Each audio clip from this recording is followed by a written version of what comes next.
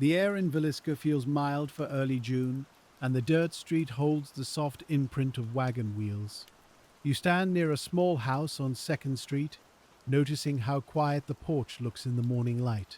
The curtains are still, and the usual signs of a day beginning, footsteps, a door opening, a voice, simply don't arrive. At first, the waiting is polite, the way small towns handle uncertainty without saying it out loud. A neighbor knocks, then knocks again, listening for any ordinary answer from inside. When none comes, you feel the shift from routine concern to careful decision, and someone goes to find the local peace officers. They move slowly at first, speaking in low tones, trying doors, glancing at windows, thinking about what they should and shouldn't touch. In 1912, there is no neat perimeter, no practiced choreography, only people doing their best with what they know. And as the first notes are taken and the first names are written down, you can almost see how a case begins to slip into years of patient, unfinished work. You can hear it in the way people speak that morning, how they keep their voices small. They aren't trying to be dramatic, they're trying to be correct, to do the right thing in the right order, without causing trouble that can't be undone. But the trouble is already here, settled into the boards and the wallpaper, waiting behind an unlocked decision. The first concrete escalation is simple and practical, almost gentle on the surface. The officers decide they need to go inside. And because the door is part of everyday life in Villisca, it doesn't feel like crossing into a separate world. It feels like stepping into a neighbor's home when something has gone wrong. So the doorknob turns, and the ordinary rules of privacy and distance begin to fall away. Within minutes, word travels faster than any official can contain. A man steps off a walkway and hurries towards the house, then another, then a small cluster. You can almost watch the crowd form in real time, as if the town itself is trying to look after its own. The sheriff is sent for, and the town marshal is there, and soon the county attorney's name is spoken too. The decision that follows is the kind you make when you're trying to help. People enter. They step into rooms. They look around. They call out names that don't get an answer. And in those first moments, no one is thinking about fingerprints on a doorframe or a shoe mark near a threshold. They're thinking about whether someone needs help, whether someone is sick, whether there's been an accident. It's only later, when the meaning of the silence becomes clear, that the movement of all those helpful feet begins to feel like a slow, irreversible loss. Because a case like this, the Villisca case, depends on small traces, and small traces don't like crowds. They don't like curiosity. They don't like a room full of worried neighbors with hats in their hands, leaning close to see what they can see. By mid-morning, the Moore House is no longer just a house with a quiet porch. It's a place people point toward from the street. It's a place where men stand in doorways and women gather a little further back, holding their aprons, watching faces for information. A decision is made to send messages outward to bring in more experienced lawmen. In 1912, that means calling on county resources, and it can also mean calling for help from nearby towns, even from state investigators. But those calls take time. They travel by telegraph and by word of mouth, and time, as you'll come to feel in this case, is both the most common thing and the most expensive. As the hours move on, the scene begins to change shape, not because the facts change, but because the story does. Newspapers begin to arrive. Reporters ask questions with sharpened pencils and quick eyes, and the town, which would prefer to keep its grief behind closed curtains, starts to realize it can't. Not anymore. The house itself becomes a kind of center point, and the questions begin to form plainly and early. Who could do something like this here? Who could come into a home on 2nd Street and leave without a clear name behind? The first official attempts to understand the scene are careful, but limited by the tools of the time. There is no modern crime scene tape, no standardized method for sealing rooms and logging every person who walks through. There are notebooks. There are measurements taken by hand. There are observations spoken aloud and then written down later, as best as memory allows. And there is the hard fact that the house has already been walked through. You can imagine the county sheriff arriving and feeling, in a quiet way, that he's already behind. Not behind a suspect exactly, behind the moment when the scene was untouched, behind the moment when the house might have spoken more clearly. Still, they begin. They start with doors and windows, because that's how you begin when you don't know where else to start. They check latches. They look for signs of entry. They examine the way a screen sits in its frame. They note which window might have been unfastened, which door might have been used. And while they're doing this, the crowd keeps pressing close. Not out of disrespect, out of disbelief. In a small town, your understanding of safety is built from repetition. You recognize the footfalls on the sidewalk. You recognize the sound of a wagon by its rattle. You recognize the faces that belong. So when something unrecognizable happens, the mind keeps leaning toward it, as if staring might make it resolve into something familiar. A practical decision comes next, one that will shape the entire case. The sheriff and the town marshal need to decide who stays and who goes. They need space to work. They also need cooperation from neighbors who are, at this moment, stunned and frightened, so they ask people to step back. Some do. Some don't at first. A few linger because they believe they can be useful and because leaving feels like abandonment. But the lawmen insist, as firmly as they can, and the house begins to empty. Not fully, not cleanly, but enough to start the slow work of listing what's there and what might be out of place. You can picture them moving room to room, careful not to speak too loudly. They note a few ordinary objects because ordinary objects matter in a case like this. A lamp, a door bolt, a set of keys, bedding that looks disturbed, a mirror covered, a small detail that will be discussed for years, not because it proves anything by itself, but because it suggests someone made choices inside that home. And choices are often the only visible footprints a stranger leaves behind. In these early hours, investigators try to reconstruct the night by building a simple timeline. What time the Moore family was last seen, when the house would have gone dark, when anyone nearby heard something unusual, if they heard anything at all. In 1912, this isn't done with phone records or digital logs. It's done by talking to people on porches, by checking who attended evening events, by noting when the last train passed through, by asking who was on the street after midnight and why. But memory is a soft material. It changes shape under pressure, and pressure arrives quickly in a case like this. A new development comes in the form of movement outside the house. The railroad matters in Villisca. It connects the town to the larger world, and it brings in people who don't have long histories here. So the lawmen begin to ask about travelers, men looking for work, people who slept in rooming houses, or in barns, or near the tracks. It's not suspicion for suspicion's sake, it's logistics. If someone could arrive and leave quickly, the train line is one of the few clean ways to do it. So they check schedules. They ask the depot agent who bought tickets. They ask who was seen near the station late at night, and already you can feel the pattern forming, the one that will repeat through the years.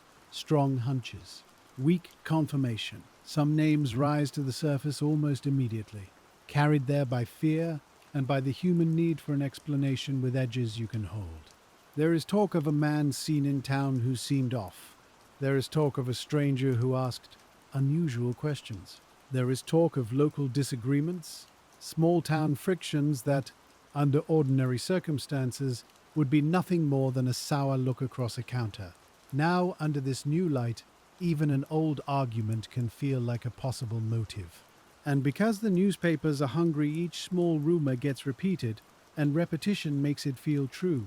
The lawmen have to make another decision. Do they chase rumors as they come as fast as they can to satisfy the town and the press? Or do they slow down, keep their focus narrow, and risk missing something that disappears down the tracks? You can feel how difficult that is, especially in an era when communication across counties and states is slower, and when a man can change his name in the next town and never be found again. In the end, they try to do both. They begin formal interviews, and they also send inquiries outward. They ask other law enforcement agencies about suspicious men. They look for patterns, for similar events in nearby places, because sometimes the only way to identify a stranger is to notice he's been a stranger in more than one town. The first search inside the home, meanwhile, remains a problem. Not because there aren't details. There are many details. But because it's hard to know which details belong to the event and which belong to the morning after. A chair slightly moved could matter. Or it could be where a neighbor sat down suddenly dizzy. A door left ajar could matter. Or it could be the way someone held it open to let another person pass through. Investigators in 1912 do think about fingerprints, in a general way. Fingerprinting exists. It's used in some places, in some cases, but it isn't a routine field practice everywhere, and it requires surfaces that haven't been smudged by handling. Here, in this house on this morning, there have been too many hands, so the case begins to lean more heavily on testimony, on timelines, on character, and those are always harder to hold steady. Another concrete development comes when officials begin listing missing or unusual items, not because theft seems central, but because inventory is one way to find direction. If something is gone, it suggests someone wanted it. If nothing is gone, it suggests the purpose was something else, something less tangible. So they ask about money, they ask about valuables, they ask about tools, and they compare answers with what they can see. This kind of work is slow, and it can feel almost domestic, like taking stock after a storm. But it's part of the method. You write down what should be here. You write down what is here. And you stare at the difference until it becomes a lead, or until it refuses to become one. Outside, the town changes as the day goes on. Shops open, but people don't browse the way they usually do. They exchange information instead of prices. They ask if you've heard. They ask if you know who it could be. They ask if the children are safe, even if no one says the word fear directly. And the lawmen feel that too, even if they don't speak it aloud. Their work is not just to solve a case, it's to settle a town. But the case won't settle. Not quickly. Not with the tools they have. Not with the scene as crowded as it was. And so the file begins to grow page by page, with a sense that it's already becoming something larger than a single morning. As interviews begin, you find yourself listening for the hard geometry of time. Who saw a light? Who heard a sound? Who passed the house on the way home? Who noticed, afterward, that a dog barked longer than usual? In a quiet neighborhood, a small sound can travel far, but people sleep, people dream, people misremember which night something happened. And once the newspapers print a detail, it becomes difficult to separate what you truly recall from what you read over breakfast. That's why detectives return to witnesses again and again, not to pressure them, but to see what stays the same. What remains when the story around the story starts to swell. A new setback arrives in the form of conflicting accounts. One person is sure they saw someone near the Moore home late. Another insists the street was empty. Someone else thinks they heard a sound, but cannot say what time it was. So the investigators do what careful investigators always do.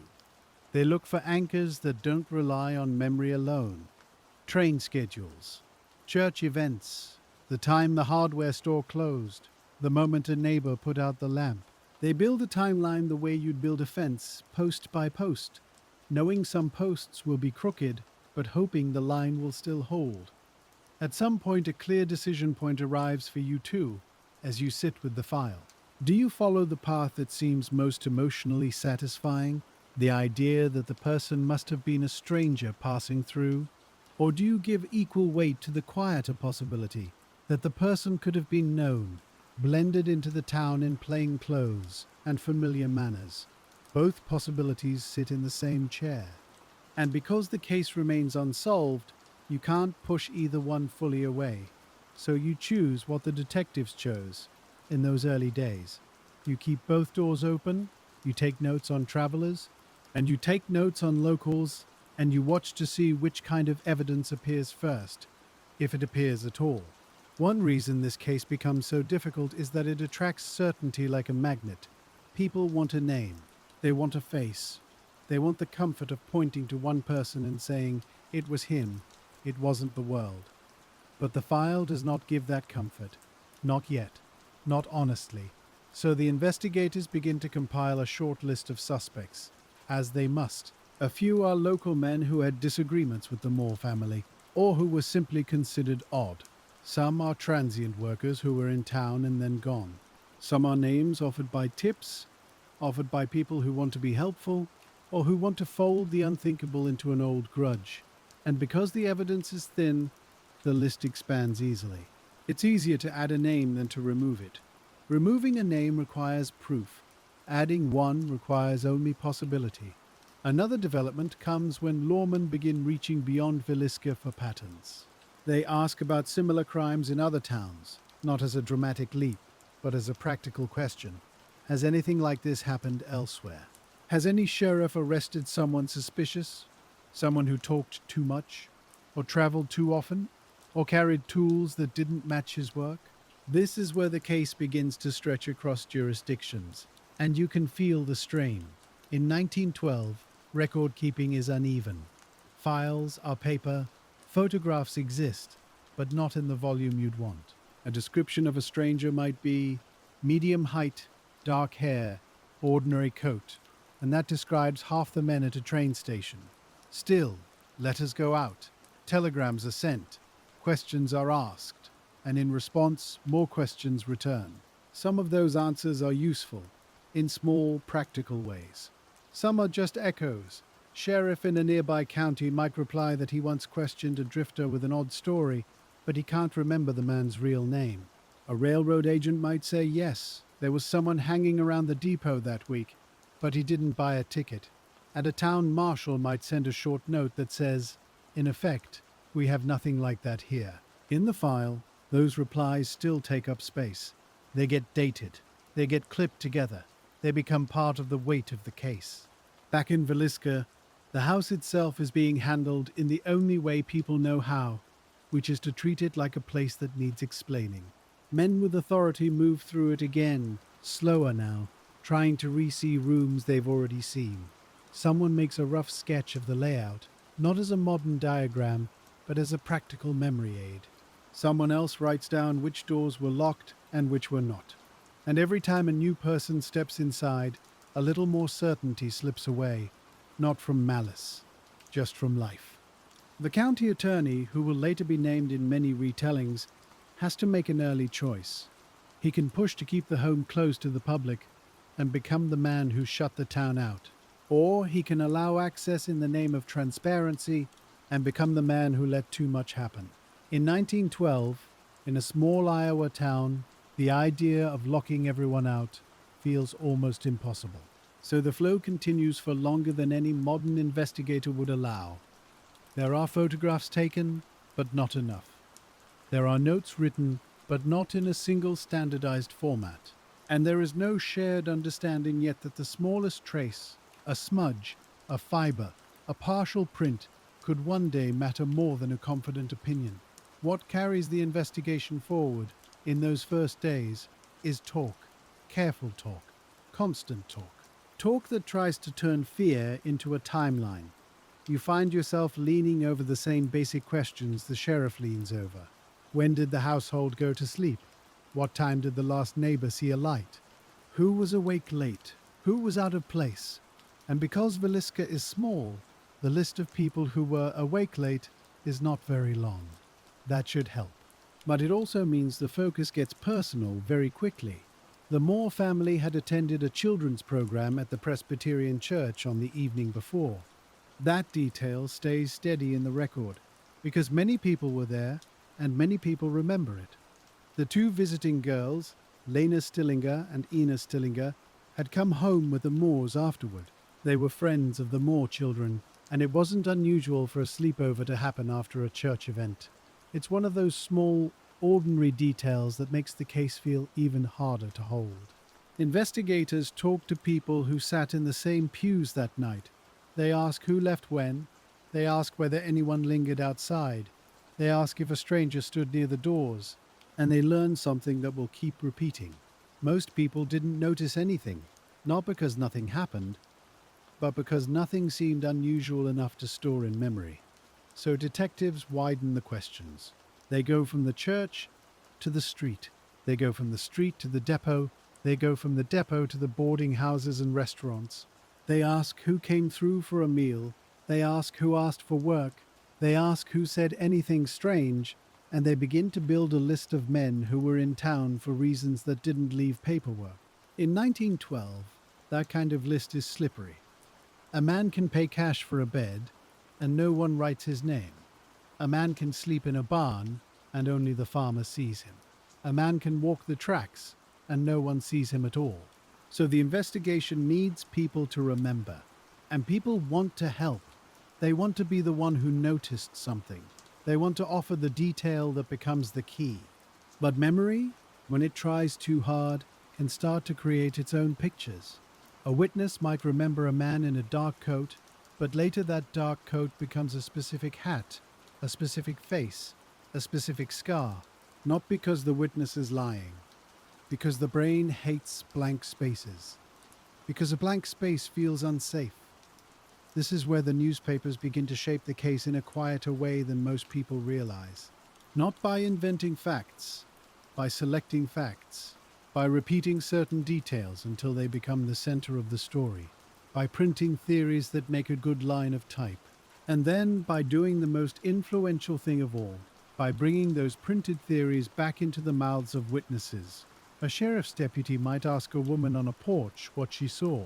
She answers with what she remembers. Then she adds, almost unconsciously, what she read. She's trying to be thorough.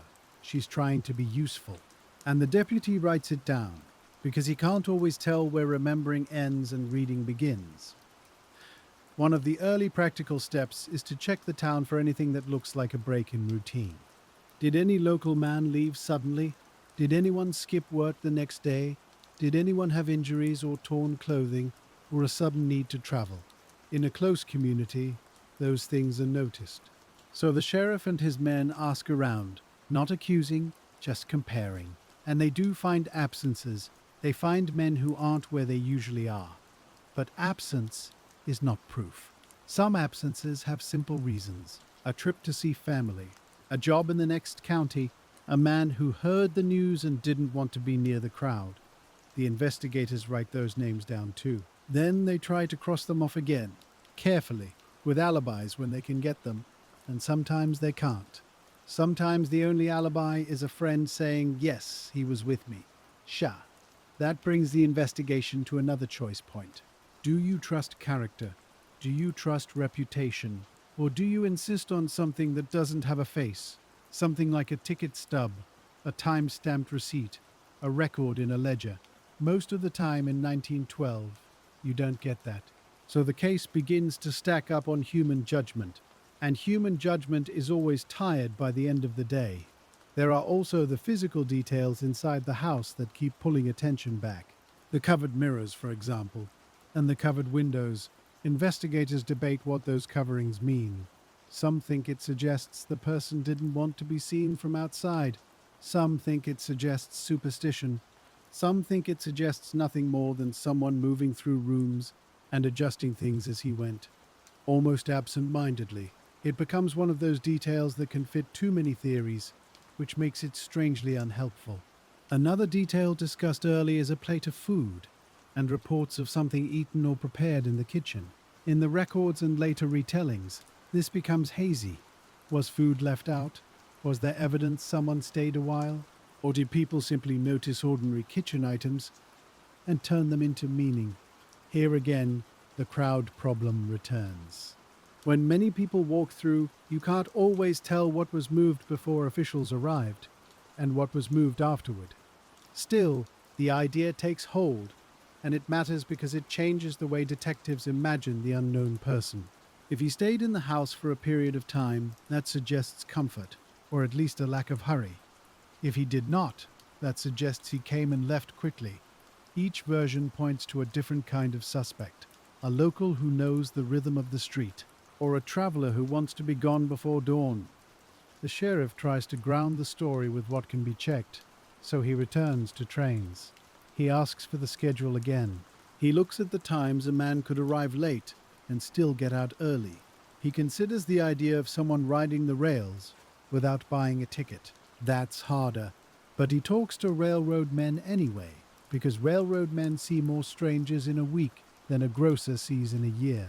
In those talks, certain names begin to float up, not with proof, but with a feeling.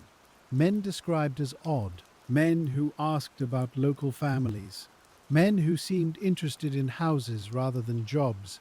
The sheriff writes descriptions down: medium height, dark hair, a cap pulled low, a man with a mustache. And you can feel the frustration of it, because those descriptions are both specific and meaningless at the same time. Then, very quickly, the case becomes something that other officials want to touch. The state of Iowa sends attention. Private detectives become involved, and with each new person there is another set of questions, another set of assumptions, another folder of notes. Some of those new investigators are careful.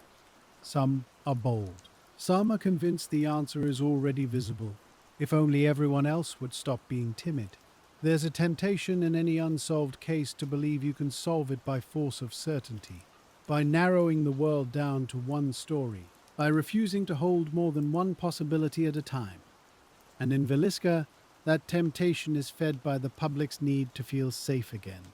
The town wants the case to close, not neatly, just enough.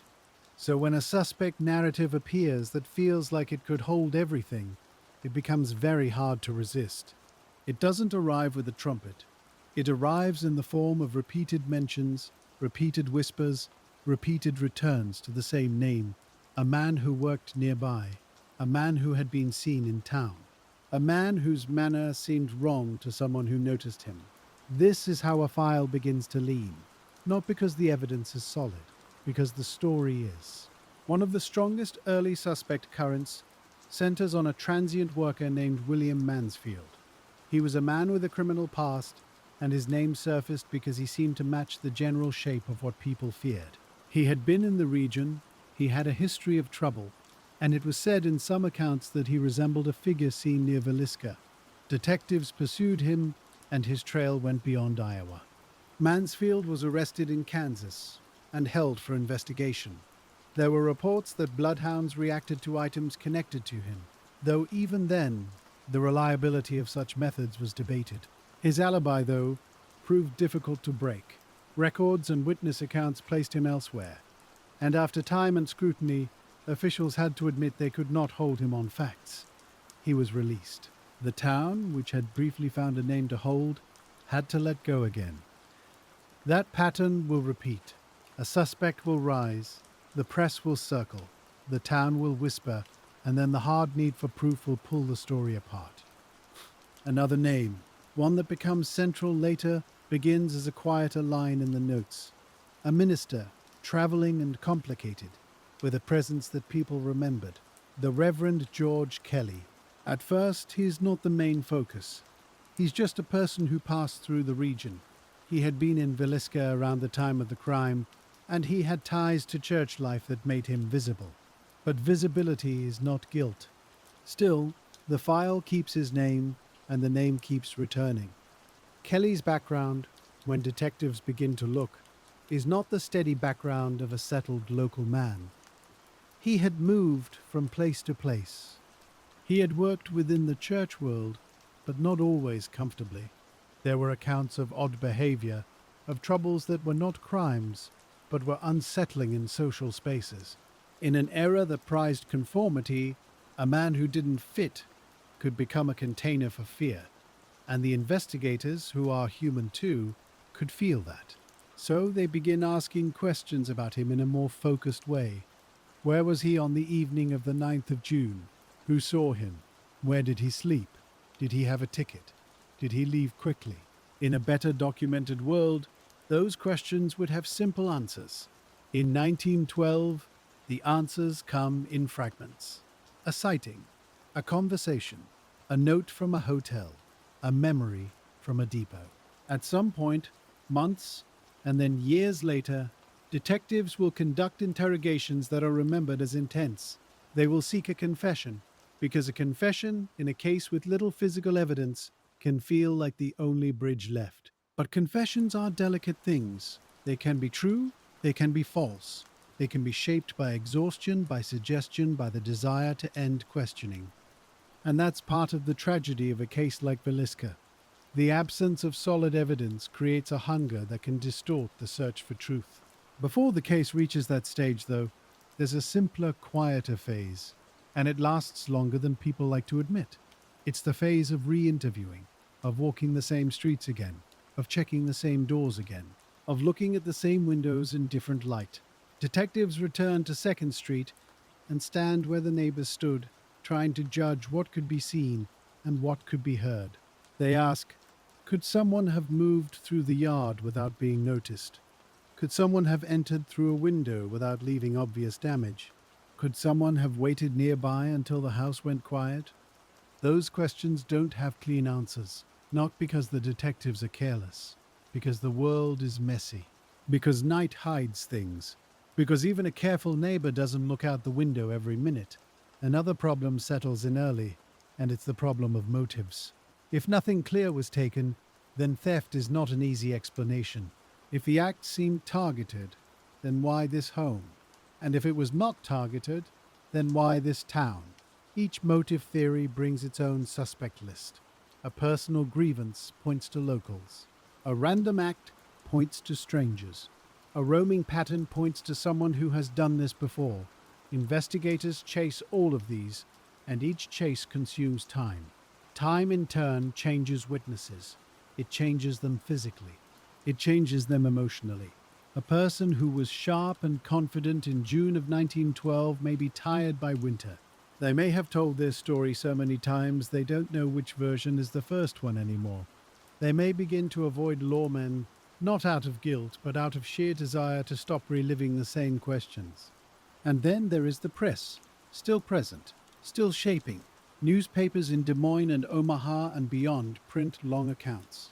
Some papers describe suspects with a confidence the investigators do not have. Some print rumors without checking them. Some name names. The sheriff, trying to protect the investigation, also has to manage the public. It is a job he never trained for. You can picture the sheriff sitting at a desk with letters stacked high. Some letters offer tips. Some offer accusations. Some offer theories written like sermons with a certain moral certainty. And some letters are simply expressions of shock from people far away, people who have never been to Villisca but can't stop thinking about it. Each letter has to be opened. Each one has to be considered. Most have to be set aside. This is where the investigation becomes a kind of slow sorting. A name comes in. The sheriff checks it against what he knows. If the name is local, he asks quietly about the person's whereabouts and reputation. If the name is distant, he sends a note to the appropriate county. Sometimes he gets a reply, sometimes he doesn't. Sometimes the reply arrives weeks later, by which time the lead has gone cold in its own small way. So the case begins to teach a lesson that every cold case unit knows now. Information is perishable. Not because paper rots quickly, but because people do. People move, people forget, people die. Businesses close, hotels burn down. Ledgers are thrown away, and all the while the file grows heavier and heavier, with a mixture of solid facts and soft impressions. The decision to focus more tightly on a single suspect when it finally comes doesn't happen on one day. It happens through a series of small, narrowing choices. A detective decides one story feels more likely than another. A county attorney decides one narrative will be most persuasive if it reaches a courtroom. A witness, hearing a name repeated, begins to attach their memory to that name. And then, slowly, the investigation's flexibility decreases. The file becomes less a field of possibilities and more a path. In Villisca, the most famous of those paths leads toward Reverend Kelly, not because the physical evidence points cleanly to him, because the human evidence does. The way he moved through town, the way he spoke, the way he was remembered as being present at the church event, the way he traveled afterward. Investigators begin to collect statements that place him near key points in the timeline. Some of those statements will later be argued over, but in the moment, they feel like something you can finally hold. It's important when you sit with this part of the case to notice the difference between suspicion and proof. Suspicion is a pattern you can feel. Proof is a pattern you can test. And in 1912, with the scene compromised and the tools limited, testing is hard. So the case moves by weight of feeling more than weight of science. That doesn't mean the detectives were foolish. It means they were living in their time. Kelly is questioned and then questioned again. He gives accounts that investigators find inconsistent. He seems to have trouble describing his movements. He says things that strike people as odd. He becomes, in the minds of many, the kind of man who could do something inexplicable. And that is a dangerous category, the category of the inexplicable man, because it can swallow evidence rather than produce it. At some point, after prolonged questioning, Kelly gives a confession in some form, then retracts it. The details of how that confession was obtained and what exactly it contained are debated by historians and legal minds even now. But what matters for the investigation's flow is this. For a moment, officials feel the ground firm up under their feet. A confession, even a shaky one, is a structure. It gives the state something to build. It gives the public a story. It gives the endless questions a temporary answer. But because the confession is later pulled back, it also introduces a new kind of uncertainty. Was it true? Was it coerced? Was it misunderstood? Did Kelly confess to escape pressure, to gain attention, to end an interrogation he could not tolerate? And if the confession is not reliable, then what is left? The same thin physical record, the same contaminated scene, the same widening cloud of rumor. Still, the momentum is difficult to stop once it starts. The county attorney and the state have to decide whether to move forward. If they do not, they will be accused of letting a guilty man go. If they do, they risk putting a fragile case on public display. In a small town, and in a time when solving the case feels like restoring moral order, the pressure leans hard in one direction, toward action, toward court, toward a verdict that will, at least on paper, close the matter. And so the investigation takes on a new rhythm. It shifts from open-ended searching to preparation. Witness lists are drafted. Trial preparation in a case like this means turning messy time into clean sentences. It means taking porch talk and depot talk and making it something a jury can hear. It means choosing which details deserve the front of the story. And it means leaving other details behind, not because they're false, but because they don't fit. You can picture the courthouse in Montgomery County, not grand, just solid and official. The kind of building that smells faintly of paper, ink, and worn wooden rails. Inside, people speak more carefully than they do on sidewalks. Outside, people speak more freely than they should. The county attorney has to decide what kind of case this is going to be. Is it a case built on what can be proven or what can be argued? Because in Villisca, those are not the same thing. The physical record has gaps, and everyone knows it, so the prosecution leans into the thing it can control, a narrative. A narrative needs a person at its center. It needs dates that flow and choices that make sense. It needs a reason, even if that reason is simply, the man was the kind of man who would. And so, quietly, the state begins arranging its story around Reverend George Kelly, not with a single decisive piece of evidence, but with a collection of impressions. You see the way that happens in the paperwork? Certain witness statements get copied again, certain names get underlined, certain movements, train travel, and lodgings get rewritten into timelines, and other leads, still unresolved, get filed a little deeper. Not destroyed, just moved. A witness list becomes more than a list.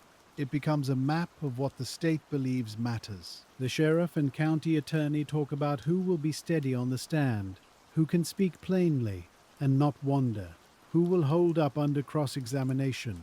In a small town, that's also a social calculation. Some people don't want to testify against a minister. Some people do, and feel righteous about it.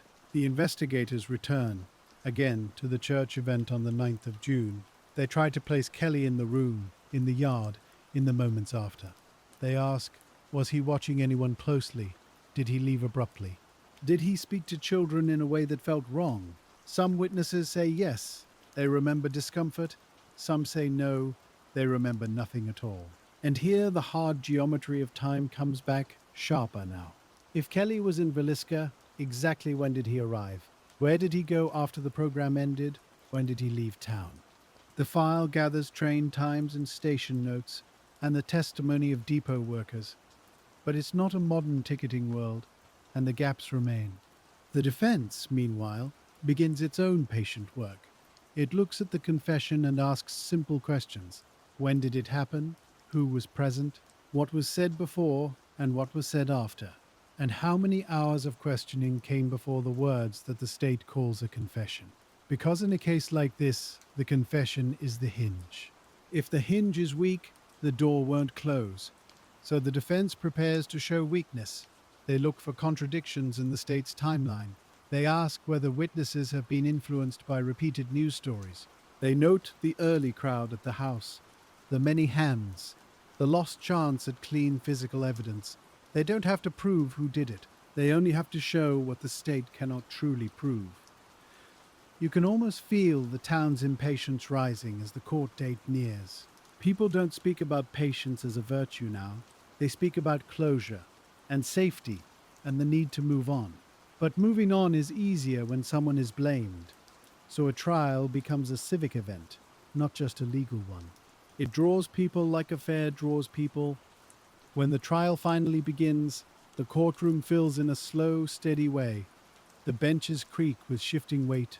Men's hats are held in laps, then placed under seats. Women sit close together, hands folded, listening. And you, in your quiet study of the record, can sense how many hopes are stacked on ordinary wood and plaster. The state's opening is meant to sound clear. It takes scattered facts and makes them seem connected. It points to Kelly's presence in town. It points to his behavior as witnesses describe it. It points to his movements afterward and suggests they were hurried or secretive. And it points, always, to the confession, even if the confession will later be argued over. The defense listens without reacting too much. That's part of courtroom work, the calm face. But behind that calm face is a list of questions, written down with care, because each claim the state makes will be tested, not with outrage, just with method.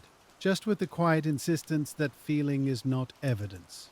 Witnesses begin to take the stand. A familiar pattern emerges right away. Some witnesses speak in solid, practical detail. They say, I saw him at this time, in this place, wearing this. Others speak in softer language. They say, he made me uneasy. I didn't like the way he looked. I had a bad feeling. Both kinds of testimony land on the jury, but they land differently. The prosecution tries to make unease sound like insight. In a way, they have to. They don't have the kind of physical evidence that can stand by itself. So they build a picture of a man whose presence explains the town's fear. They invite the jury to imagine what kind of person would do something so incomprehensible. And then they point to the person sitting at the defense table. The defense responds by slowing everything down. They ask witnesses about timing. They ask how far apart places are in town. They ask whether the witness had read newspaper accounts before giving a statement.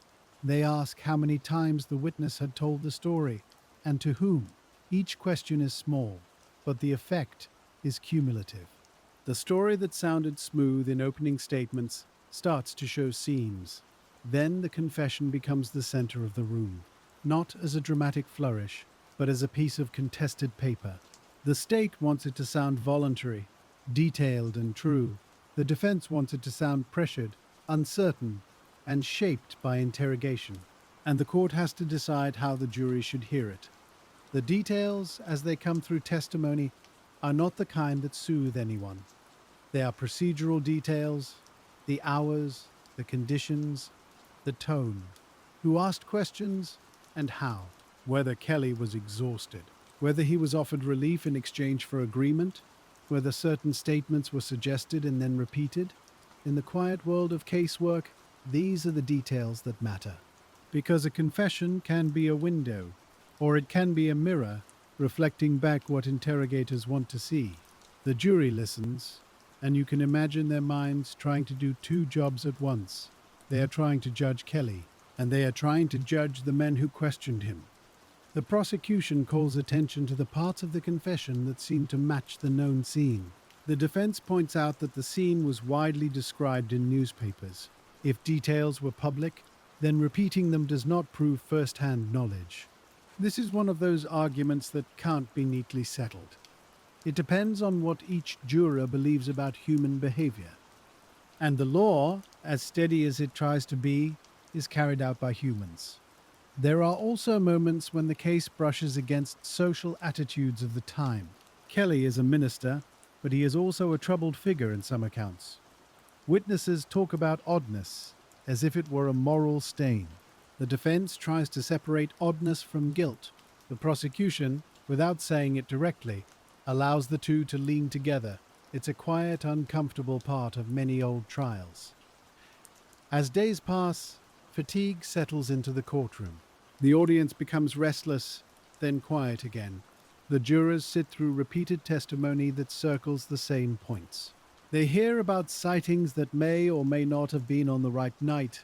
They hear about movements that could be innocent or could be suspicious. And they hear again and again about the confession that will not hold still.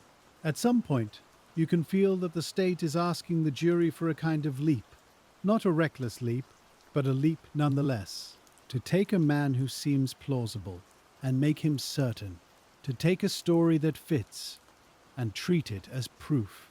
And the defense keeps laying boards across that gap, showing how each board wobbles. When closing arguments arrive, they are less about new facts and more about what the facts mean. The prosecution asks for trust in the investigators, in the confession, in the overall shape of the case. The defense asks for restraint. It asks the jury to remember that suspicion is not enough. In a case without clean physical anchors, the standard of proof becomes the entire struggle. Then, the jurors leave the room, and the waiting begins again. This time, the waiting is formal, with a bailiff and closed doors. But it's still the same human waiting, people sitting with uncertainty, trying to feel which way a decision will go. Outside, the town holds its breath without admitting it. When the verdict comes back, it does not give the clean ending so many wanted. Kelly is acquitted. The courtroom receives the word and then has to absorb it. Some people feel relief and some feel anger. Some feel only exhaustion, the kind that comes when your hope for certainty has been denied. And in the case file, a new reality settles into place. An acquittal is not the same as a solved case. It does not name another person. It does not answer the question of who did it. It only says, the state did not prove this man did it beyond reasonable doubt. Legally, that's precise. Emotionally, it leaves a wide space. Now the case has a second life, after the trial. Before, it was an open investigation with many possible directions. After, it is a public story with a failed conclusion attached. That changes how everyone behaves. Witnesses who testified may feel used, or embarrassed, or stubbornly convinced. Investigators may feel defensive, or discouraged, or quietly determined to be right. And the public, having watched the drama of court, may lose patience for quiet work. The county attorney and sheriff face a difficult consequence. They have spent time, money, and credibility on one path. Now they must decide whether to keep pushing that path, or to step back and reopen others. But stepping back is not easy. It can look like admitting failure, and in a small town where reputations are long, that matters. The file itself changes shape after trial. Transcripts are added. Exhibits are catalogued. Statements that were once informal become fixed in sworn testimony, and that rigidity makes later investigation harder in a subtle way, because once something is said in court, it becomes the version people quote, even if it was mistaken, even if it was incomplete. You can imagine a detective years later, reading the transcript by lamplight, hearing the witness's words in his head, not as memory but as record, and feeling how the record both helps and confines. It preserves, but it also freezes. It becomes harder to ask what else could have been true when the courtroom version has taken root. After the acquittal, officials receive fresh tips, but they also receive recycled ones. Some letters insist Kelly was guilty and escaped justice. Others insist he was framed by hysteria. Some letters offer new names, but the names come with the same thin support.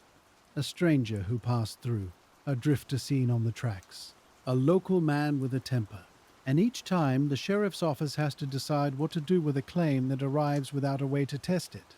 The investigation enters what many cold cases become, a long middle stretch. Not the beginning, when everything is urgent. Not the end, when something breaks open. Just the middle, where the case becomes part of the furniture of the office. A file that is pulled down, then put back. A folder that grows by inches. A name that is written down, then crossed out, then written again. Practical steps still happen, even in the middle years. The sheriff's office sends inquiries to other jurisdictions. They ask about men arrested for similar acts elsewhere.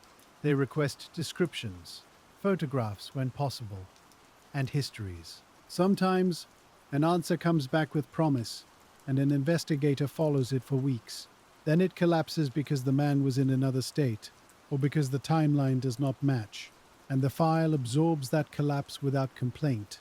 The railroad continues to matter, maybe more than ever. Detectives keep returning to the idea that someone could arrive and leave without leaving a deep trace. They speak to railroad workers years after the fact, hoping for a remembered face. But railroad men see thousands of faces, and the longer time passes, the more those faces blur into one another.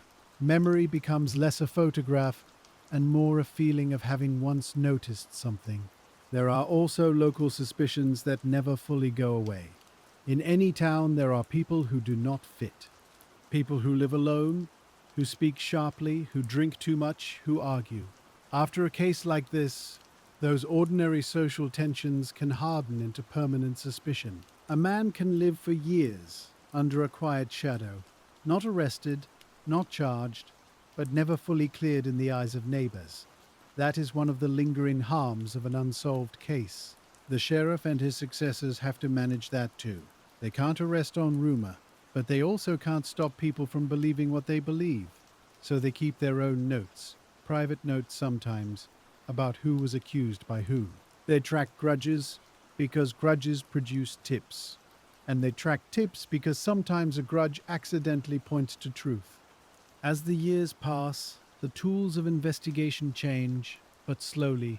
Fingerprinting becomes more common, but it cannot be applied backward if nothing was preserved. Photography improves, but the photographs already taken do not gain detail with age. Record keeping across states gets better, but the early gaps remain, so the case moves forward unevenly, with modern capabilities brushing against old limitations. In the file, you see moments when someone tries to revive the investigation with energy. A new sheriff takes office and promises progress. A private detective offers a theory. A journalist writes a long piece that shakes loose a few new letters. These bursts feel hopeful for a week or a month. Then they subside, and the case returns to its long, quiet waiting. One of the most patient tasks in these years is verifying alibis that were never formally verified. A tip might say, a certain man was in Villisca that week. The investigator tries to check employment records, but the business may be closed. The owner may be dead. The ledger may have been burned or discarded. So verification becomes a kind of historical research, long before anyone calls it that. Sometimes an investigator finds a surviving record. A hotel register in a drawer, a payroll book in an attic, a letter in a family box that mentions a trip. These small finds can eliminate a suspect, or at least weaken a theory. But they rarely point to a new person with certainty. They mostly do the quieter work of clearing fog, a little at a time. And fog can be stubborn, because for every suspect you clear, another appears to take his place. A new drifter arrested in another state is said to have been in Iowa. A man confesses to different crimes and hints at this one too. A prisoner boasts to a cellmate, who later repeats the boast as truth. Investigators learn to treat confession by rumor with caution. The case has already been shaped by one contested confession. They do not want to repeat the same mistake. That caution is a form of patience, but it also slows everything down. When a lead cannot be checked quickly, it is hard to know how much time to give it. Give too little, and you might miss something real. Give too much, and you might neglect other work, chasing a story that was never true. So investigators develop a rhythm, check what can be checked, file what cannot, and keep going. At times, the case becomes regional in a new way. Lawmen begin comparing notes with Missouri, Kansas, Nebraska, and Illinois. They look for similar events, similar methods, similar strange details reported at scenes. But without reliable centralized databases, this is done through letters and calls and personal relationships between sheriffs. One sheriff trusts another and shares more. Another sheriff is guarded and shares little, and the case file reflects those human differences. The Villisca case also becomes a kind of reference point. When a similar event occurs somewhere else, a newspaper might mention Villisca in the same breath. That public linkage creates more tips. It also creates more noise. A man arrested for a crime in another town might be accused of Villisca simply because people want all mysteries to connect. Investigators have to separate the desire for patterns from actual patterns. You can imagine the papers stacked in the sheriff's office. Thin sheets, typed letters, carbon copies, telegram forms with short lines, and handwritten notes, sometimes on the back of envelopes, because paper is paper. A name is written down, then a date, then a question mark. The question mark becomes a symbol of the whole case. Not dramatic, just persistent. Some leads focus again on itinerant workers, people who moved from farm to farm, town to town, sleeping wherever they could. Their lives left fewer records, which made them both hard to accuse and hard to clear.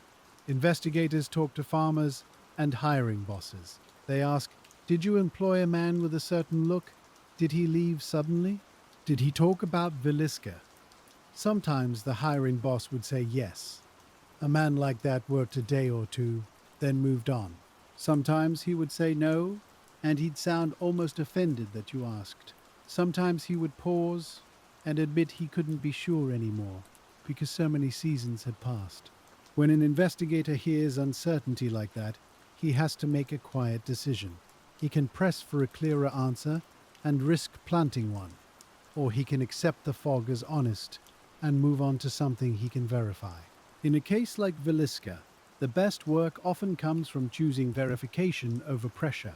So you see investigators turning toward paper whenever paper exists. A railroad pay record, a boarding house register, a church guest book, a jail log from a different county. Each one is ordinary, and each one becomes precious because ordinary records don't get nervous on the stand.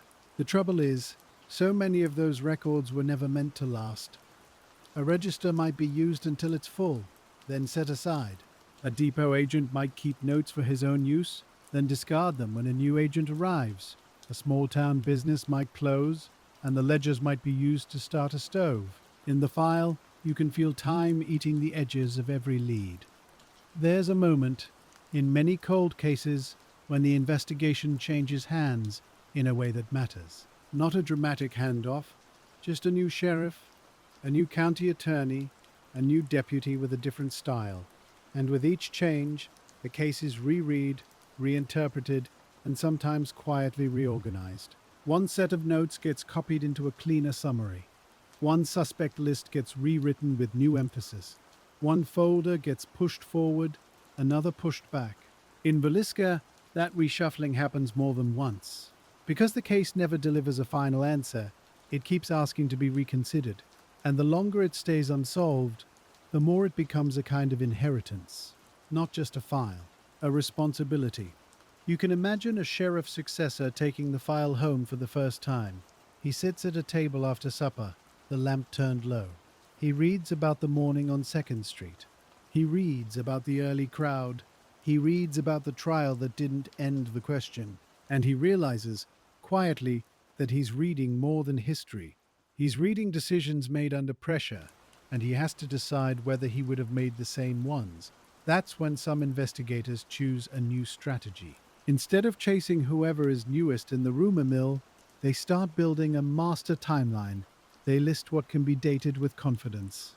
The church program on the 9th of June, the approximate time families returned home. The moments when neighbors noticed the house did not wake. And then, around those fixed points, they place every claim like a pin on a map. It's slow work, and it's also calming work, because it replaces emotion with structure. A report says a stranger was seen at a certain corner. A different report says the same corner was empty. You don't argue with either report right away. You put them both in place, and you note what else would have to be true for either one to fit. That method does something useful. It shows you, gently, which statements are even possible. If a man is said to be at the depot at a certain time, but the depot agent says the last train had already passed, that matters. If a witness claims a sound happened at a certain hour, but they also admit they were already in bed and half asleep, that matters too. You're not calling anyone a liar. You're learning how the night can distort time. As the file grows, some names drift downward and fade. Not because they're proven innocent, because no one can find a thread that holds. Other names keep floating back up year after year because the story around them remains sticky. You see that with Mansfield, the transient with a record. And you see it, even more, with Reverend Kelly. After the acquittal, Kelly's legal status is clear, but the social suspicion isn't. Some people in Iowa continue to believe he did it. Others believe he was chosen because he was strange, and because the town needed a vessel for fear. Either way, his name stays in the air, and that alone keeps investigators circling back. One of the practical consequences of that is correspondence. Letters between counties, letters between states, requests for information about where Kelly went afterward, and what trouble he had elsewhere. Because if you can't prove what happened in Villisca, sometimes you try to learn whether the person left the same kind of shadow in other places. That approach has limits too. A man can be odd in one town and harmless in another. A man can be accused in one place and never charged. And if the information you gather is mostly character talk, it doesn't become evidence. Still, detectives gather it because they're trying to reduce the unknown. Over the years, other suspects appear with their own gravity. There's talk in the record of local men whose names come up again and again, often tied to old disagreements. Some accounts mention a businessman named Frank Fernando. Some accounts point toward a man named John Deemer. And there are always unnamed strangers, described only by a hat, a coat, a way of walking. The case holds all of them because it can't fully release any of them. And then, quietly, there's another kind of problem. The problem of what the public thinks it knows. Because even when official investigators try to be careful, popular retellings harden into certainty. A newspaper prints one version. A later writer quotes the newspaper as if it were the original report. A third writer quotes the later writer, and the claim becomes, to readers, a fact. This is how a case can become cluttered with confident details that have no first source. If you're trying to do patient detective work years later, you have to separate primary from secondary. What was written down in 1912? What was said in court? What was added decades later? And that work can feel less like police work and more like quiet archival work. It's you, at a desk, with piles of paper that don't agree. There are stretches in the Villisca file where the investigation is really a series of checks. A tip arrives saying a drifter in Nebraska bragged about the case. A sheriff writes to Nebraska. Nebraska replies that the man boasted about many things and none could be verified. A note is filed, then, months later, another tip arrives, saying the same man said it again to someone else. And you see how the same story can keep returning, like a moth to a lamp. Detectives learn to ask the same calm questions every time. Who heard it? When did they hear it? What exact words were used? Was anyone else present? Can the speaker be located now? And if the answer to those questions is mostly no, then the lead becomes what many cold case leads become: a line in a folder, a name in pencil, a question mark. Again, in the early 1920s, the case is still close enough in time that some witnesses remain reachable. But even then, you can feel the shift. People have married, moved, changed their names. Some have decided they never want to talk about it again. They can't stop remembering, but they can stop participating. And the law has no gentle way to compel someone to remember better. When an investigator does get an interview, it can be both helpful and heartbreaking. A witness might say, "I used to be sure. Now I'm not." Or they might say, "I've never changed my story." And you can hear pride in that. But pride can lock a memory in place, even if the memory is wrong. Not from deceit, from the need to have one stable thing in a world that shook. So the file becomes a record not only of facts, but of human coping. Some people cope by certainty. Some cope by silence. Some cope by talking endlessly, hoping the right detail will eventually appear. And investigators have to stand in the middle, taking what they can use and leaving the rest. There is also, over time, a tension between official law enforcement and private investigators. Private detectives are hired, or they offer their services, and they sometimes arrive with big claims. They may say they can solve it quickly. They may hint at secret evidence. They may speak to the press more freely than the sheriff would. Sometimes they do useful legwork.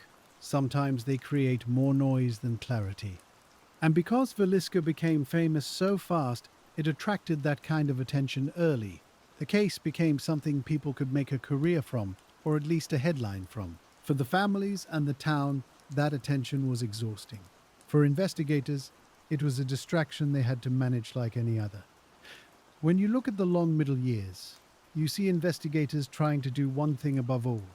They try to protect the difference between what is known and what is believed. Known is a witness statement recorded close in time. Known is a date in a ledger. Known is the fact of the acquittal, and the fact the case remains open. Believed is almost everything else. One practical way they try to do this is by refiling. They gather all the Kelly material in one place, all the Mansfield material in another. They separate local suspects from transient suspects.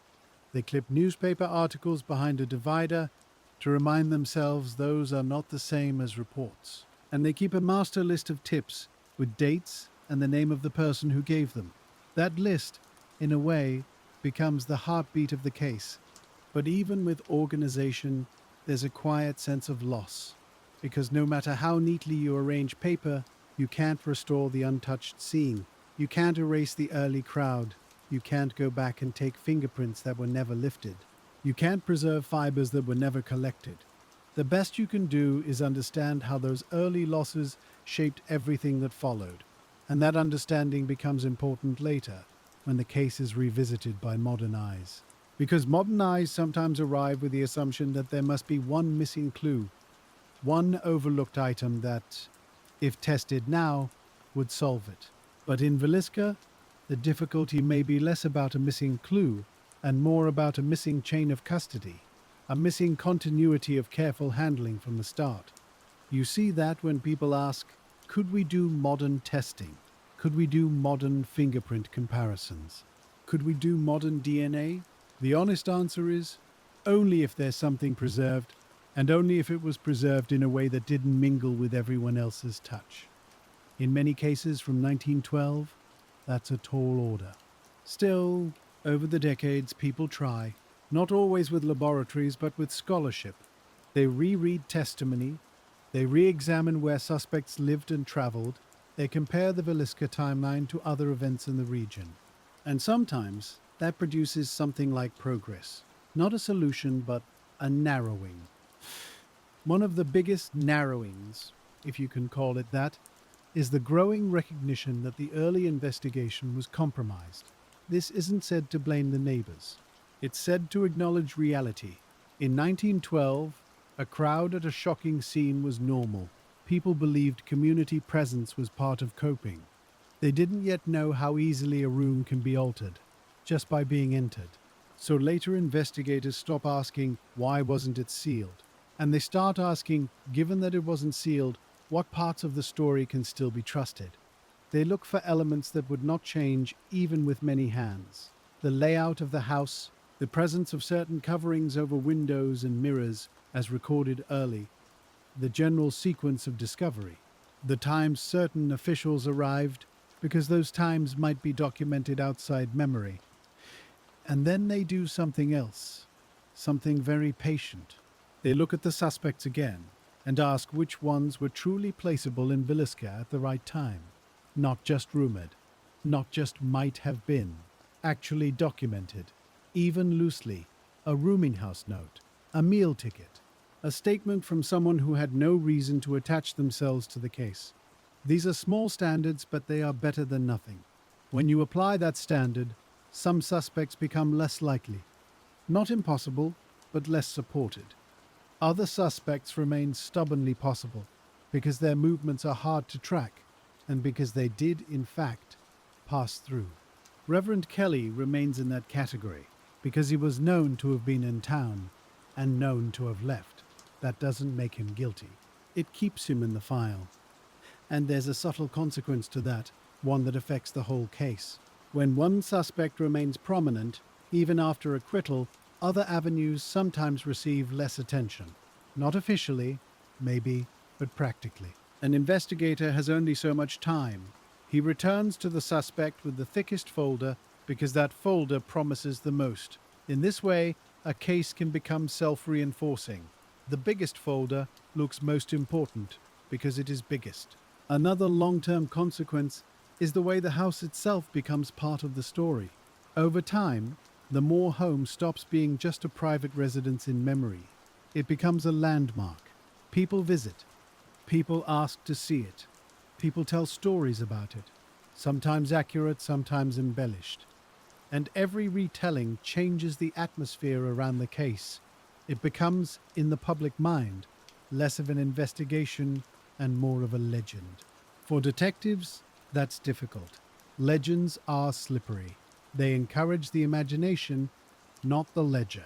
And yet detectives have to work inside the culture they live in. If the public thinks of the case as a ghost story, the tips they send will sound like ghost stories.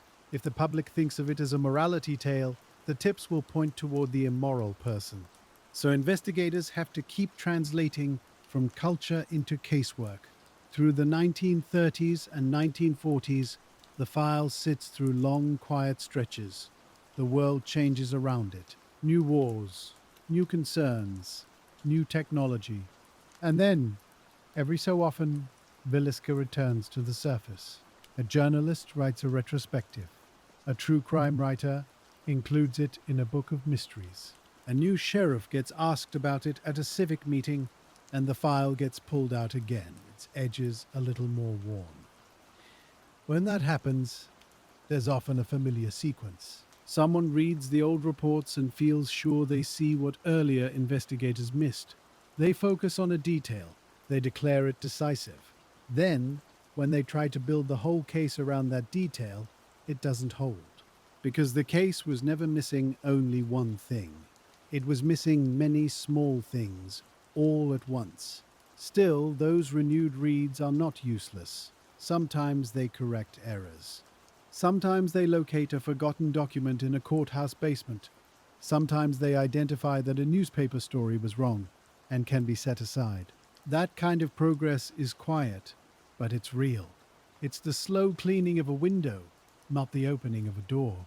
In the later 20th century, there's a growing interest in cold cases as a category.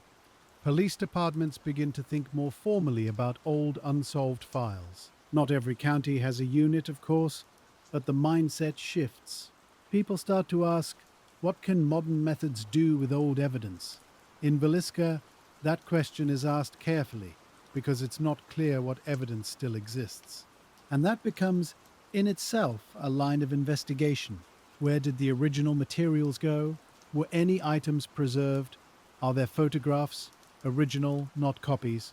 Are there notes in the sheriff's handwriting that never made it into the official summary? Are there exhibits from the trial still stored somewhere? To reopen the case, You first have to find the case. So researchers, both official and private, begin to search archives, courthouse storage rooms, county historical societies, library microfilm, family collections of letters. Sometimes a descendant of an official still has a box, not because it was stolen, because back then papers traveled home in briefcases, and sometimes they never traveled back. When a box is found, the contents can feel both thrilling and sobering. Thrilling because it's a voice from the time. Sobering because it often confirms what you already feared. The notes are incomplete. The handwriting is hard to read. The chain of custody is unclear. And yet, you read them anyway, because that's what patience looks like. It's also where you start to see the case as a sequence of human days, not just a famous mystery. A deputy writing down a tip while also handling other calls. A sheriff deciding which lead to pursue, knowing he can't pursue all. A county attorney making a case with imperfect tools because the town demanded action. A witness trying to be accurate while their own life kept moving. That perspective changes what it means to solve the case. It makes you less interested in a single dramatic accusation and more interested in whether any theory can survive careful checking. Can it stand on records? Can it stand on logistics? Can it stand without asking you to leap? One area where modern re-examination does help is in travel reconstruction. Old rail schedules can be researched, old town maps can be compared, distances can be measured more accurately. You can stand where the house was, and where the depot was, and time the walk.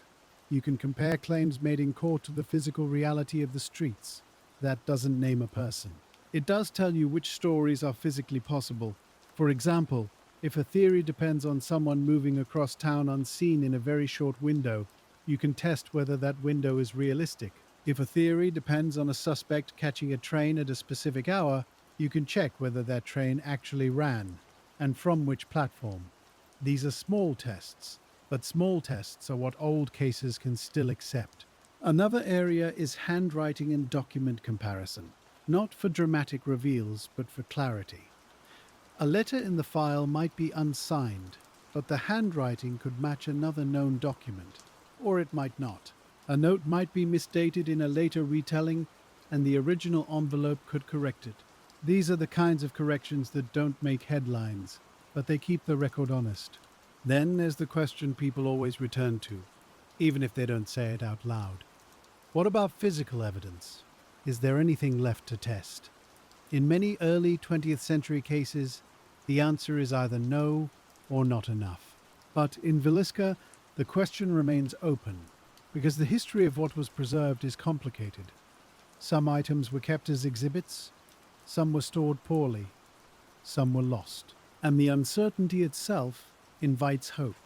So you see occasional efforts in the late 1990s and early 2000s to locate and evaluate any surviving artifacts. Not because anyone expects a miracle, because careful work requires that you at least look. If an old exhibit exists and has been kept in a sealed container, it might hold something. If it was handled freely over decades, it probably doesn't. But you don't know until you confirm what it is and how it lived. Even when nothing usable is found, the act of looking has a consequence. It forces you to write down clearly what is actually still in front of you. It forces you to separate what you wish you had from what you can really work with. When modern researchers revisit Villisca, they often begin with a simple inventory. They ask which original documents still exist and where those documents are being stored. They ask which photographs are first generation and which are copies of copies. They ask which items were exhibits and which items are only mentioned in testimony. This kind of inventory work doesn't feel heroic. It feels like sitting at a table, turning pages and making lists. But lists are how you build a case that can survive time. If you can't list what you have, you can't honestly say what you can prove. A practical consequence follows quickly. Once you have an inventory, you can also mark what's missing. A gap in photos means you can't confirm a described detail. A missing exhibit means you can't test a claim. And a missing chain of custody means you can't trust a result, even if you could test it. In Villisca, The chain of custody problem is the quiet, constant wait. Not because no one cared, because the case began before modern evidence rules were common, because the house was entered by neighbors, because exhibits were handled in courtrooms, because items were stored, moved, and sometimes displayed. So when someone asks, could modern science solve this now? You can feel the honest answer forming. Modern science can only speak through materials that have been kept in a way that lets them speak. If the material has been touched by too many hands, it becomes a chorus. And a chorus is beautiful, but it's not a single voice you can identify. That's why so much modern work turns back to the timeline. Not the dramatic timeline, but the humble one. Who was in town? Who was seen at the church? Who was seen near the depot? Who had a plausible way to arrive and a plausible way to leave? You can picture yourself at a desk, taking the church program on the 9th of June as a fixed point. You place the Moore family there because that's supported by many witnesses. You place the Stillinger girls there too, because their presence is recorded and remembered. Then you place other names one by one, only when the record can hold them. Reverend George Kelly is one of those names that can be placed. He was in Villisca around that time. He attended the church event according to accounts in the file. He is not a ghost in the record, he is a documented presence. That doesn't prove anything by itself. It only keeps him from drifting away the way other suspects do. A careful re-examination asks a different question than the early investigation asked. Instead of asking, does he feel like the kind of person who could do it, it asks, can we trace his movements in a way that stands up? Where did he stay? Who saw him and when? What did he do the next day? What route did he take out of town? The trouble is that tracing a traveler in 1912 is like tracing a shadow. You can sometimes see where the shadow fell, but not what made it. A hotel register might exist, or it might not. A ticket might have been bought, or a train might have been boarded without one. A witness might be sincere and still be wrong about the hour. And there's another layer, one that modern readers sometimes miss. The trial and the acquittal didn't just fail to close the case. They changed what could be said afterward, and how. Once a suspect has been publicly tried, every later theory has to compete with that courtroom story. Even if you reject it, you still have to address it, because it's part of what the town remembers. So, modern investigators and historians often do a kind of double reading. They read the early reports as close to raw as they can get. Then they read the trial transcript as a performance of those reports. And then they read later retellings as echoes of the performance. Each layer adds words, and sometimes removes clarity. One concrete thing that happens in these modern revisits is the rechecking of specific claims from the trial. A witness might have testified that a person was seen at a certain place. You can go to old maps and confirm that place. You can measure the walking distance between that place and the Moore home. You can ask, calmly, whether the time window described makes physical sense. When a claim doesn't fit, it doesn't mean the witness lied. It means the claim can't be used as a firm beam in the structure. And if too many beams are soft, the whole structure starts to sway. That's when you understand why prosecutors leaned on a confession. Because a confession feels like a beam you don't have to measure. But modern thinking about confessions has changed. We understand now how easily a confession can be contaminated by suggestion. We understand how exhaustion can make a person agree just to end a process. And we understand how the public details of a case can get into a suspect's mouth without guilt. So the confession, instead of anchoring the case, becomes another contested artifact. That leaves you with a central problem. Several suspects remain possible. Several routes in and out of town remain possible. And the physical evidence that might have eliminated most possibilities was never preserved cleanly. So you can't narrow the case the way you would narrow a modern one. You can only weigh theories and then weigh the weighing. This is where patient work becomes a kind of discipline. You resist the urge to declare that the most famous suspect must be the right one. You resist the urge to connect Villisca to every similar crime in the Midwest, just because your mind wants a pattern. Instead, you look for what a careful file can actually hold, without leaning. One method researchers use is to create a suspect matrix, not a dramatic thing, just a table. Can this person be placed in Villisca? Yes or no? Can this person be placed near the Moore home? Yes or no? Does this person have a documented motive? Yes or no? Did this person leave a record of travel? Yes or no? The matrix doesn't solve anything, but it tells you which theories are built mostly on air. When you do that with some of the minor suspects, many of them fade. A name offered by rumor with no confirmed presence becomes less useful over time. A grudge based on local dislike with no logistical support becomes less useful too. And you begin to see why Villisca remains stuck with a handful of recurring suspects. Not because they were proven guilty, because they are among the few who can be placed in the same room as the case.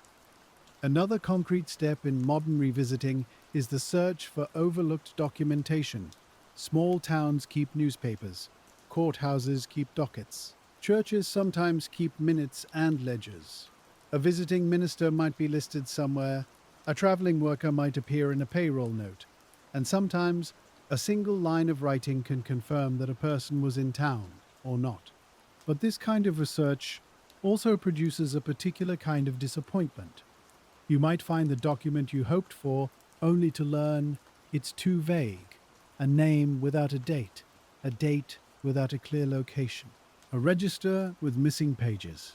And you have to accept that even a discovered record can be incomplete. It's still better than rumor. It's still not enough. So the modern file, the reopened file, becomes both sharper and smaller. Sharper because it tries to use only what can be supported. Smaller because so much of the story turns out to be untestable. This is a strange thing to watch. The case doesn't expand with modern interest. In some ways, it contracts. And yet, the central question remains stubbornly present. Because even a contracted case can't close without a decisive anchor. In Villisca, the anchor would have been something that tied a person to the house, physically, uniquely, in a way that could be shown: a clean fingerprint, a preserved biological trace, a personal item left behind, with clear ownership, something that could survive argument. But the earliest day was too crowded, and the tools were too few, and the exhibits lived too long in human hands. So the anchor never formed. Not in a way that lasts.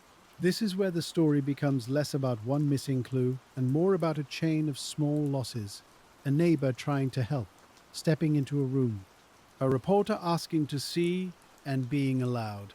An official handling something without gloves, because gloves were not a routine tool.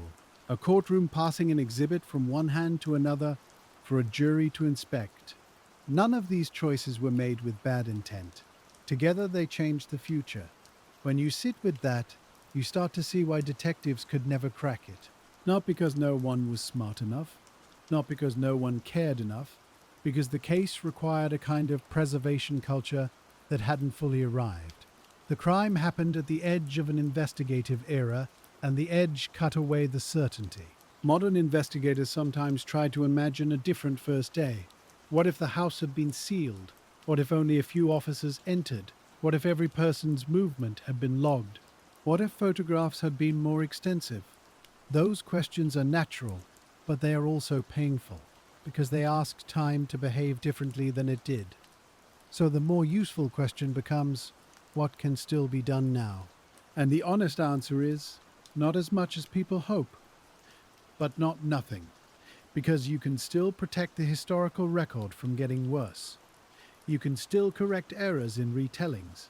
You can still locate documents, digitize them, and keep them from being lost again. That may sound small, but for an unsolved case, preserving the record is a form of respect. It keeps the story from being rewritten into pure entertainment. It keeps the work tethered to reality. It gives future researchers the best chance they can have.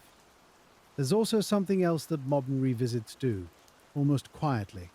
They return compassion to the people in the file. They remind you that early investigators were working without a map, that witnesses were speaking under stress, that a town was trying to understand something it couldn't fit into its daily life. In that light, mistakes look less like failures and more like human limits. And those limits have practical outcomes. A compromise scene makes physical proof unlikely. A contested confession makes legal certainty unlikely. A public trial makes later inquiry socially complicated. And a century of retellings makes it harder to know which details are original. Each outcome feeds the next. That's the cycle the case can't escape. If you focus on Reverend Kelly again, with modern restraint, you see this cycle clearly. He remains possible because he can be placed in town. He remains contested because the trial did not convict and because the confession is unstable. He remains central because the file around him is thick. But thickness is not the same as truth. It can be the result of attention. If you focus on transient suspects like William Mansfield, you see a different version of the same problem. A man with a criminal past is easy to imagine as guilty. A bloodhound story is easy to repeat. But the alibi record, as far as it can be checked, pushes back. And without a preserved physical anchor, you can't force the issue. So he remains in the story, but not in a solved way. And then there are the theories that try to connect Villisca to other events. A roaming offender, a pattern across states, similar scenes, similar timing, similar towns. Modern readers are drawn to this because pattern feels like explanation. But investigators have to be careful, because similarity in a newspaper era can be an illusion created by reporting. One paper copies another, details migrate, and soon the crimes begin to look alike on the page, even if they were not alike in reality. So careful researchers treat connections like any other lead. They ask for primary documents. They ask for original reports. They ask whether a suspect could physically be in both places, given rail routes and dates. If the answer is mostly speculation, they set the connection aside. Not forever, but gently. There is a kind of patience in that. The patience to disappoint yourself on purpose. To say, this idea is interesting, but it's not supported. To let go of the story you want and return to the one you can document. That's the mindset modern cold case work tries to bring to old mysteries. And in Villisca, that mindset leads to a sober picture. The case likely cannot be solved to modern standards. Not because the identity is impossible, because the proof, the kind of proof that would close the file cleanly, was probably lost in the first hours. That doesn't mean the case should be abandoned. It means the goal changes. The goal becomes understanding why it stayed open, understanding how investigations worked in 1912, understanding how community behavior and press behavior shaped the evidence, understanding how a trial can both clarify and distort, and understanding how an unsolved case can become a legend, and then a business, and then a haunted story, without ever gaining a true answer. When you look at the house itself, as it exists in memory and in preservation, you see another consequence. A physical place can hold attention for a century. People stand in rooms and imagine answers. They look at windows and think about entry. They look at streets and think about escape. And that can keep interest alive, but it can also create a feeling that the place itself knows, that if you stand there long enough, the house will whisper a name. In real investigations, places don't whisper names. They offer angles, light, distance, and sound. They offer the mundane physics that can support or deny a theory. So the most useful visits to the Moore home are the quiet ones. The ones where someone measures how far the neighbor's porch is. The ones where someone notes what could be seen from the sidewalk. The ones where someone times a walk to the depot without drama. Those measurements don't give you a suspect. They give you boundaries. And boundaries are how you keep a case from turning into pure imagination. This could have happened. This could not have happened. This window faces this direction. This yard is visible from that corner. These are small truths, but they are still truths. In the modern era, another practical development is the digitization of records. When documents are photographed and stored in multiple places, they stop being so fragile. A courthouse flood, a fire, a careless disposal, these things matter less when copies exist. For Villisca, this matters because the case has already lost so much. Protecting what remains is not just administrative. It is part of the investigation, even if no arrest will ever come. And digitization also allows comparison. Researchers in different states can look at the same scanned document. They can challenge each other's claims. They can point out misread dates. They can say, that quote isn't in the transcript, it came from a later article. These corrections, again, don't solve the case. They keep it honest. Honesty is an unusual form of comfort in an unsolved story. It doesn't give you the ending you want. It gives you a clean table to work on, so that if an ending ever becomes possible, it won't be built on mistakes. There's one more consequence that comes from all this careful modern work. As the case becomes more clearly a story of lost evidence, it becomes less tempting to accuse casually. When you accept that proof is missing, you become more cautious about naming a person as certain. You can discuss suspects, you can discuss plausibility, but you hold back from turning a human being into a final answer, without the kind of support that would justify it. That restraint matters, because the case has already harmed people beyond the original loss. Men were suspected for decades. Reputations were stained without charges. A minister was tried and acquitted, and still carried the shadow, and families in Villisca had to live with outsiders arriving, asking questions like entertainment. A careful retelling tries not to add to that, so you return, again, to what the file can say. It can say the initial scene was contaminated by well-meaning crowds. It can say investigators relied heavily on testimony and timelines. It can say a suspect was tried and the jury acquitted. It can say leads continued for years without convergence.